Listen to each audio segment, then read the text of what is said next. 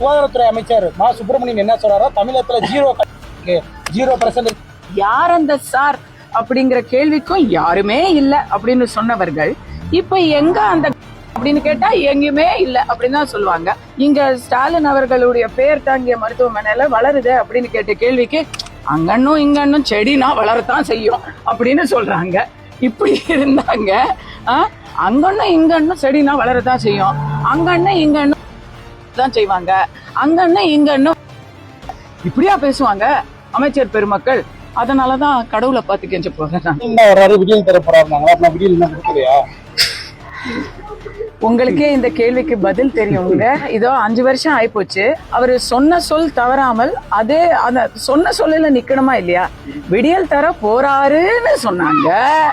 அப்ப விடியல் தந்துட்டாருன்னு சொன்னா பேச்சு மாறினதா ஆயிரும் இல்லையா? அதனால அதை ஃபியூச்சர் டென்ஸ்லயே வச்சிருக்கிறாங்க.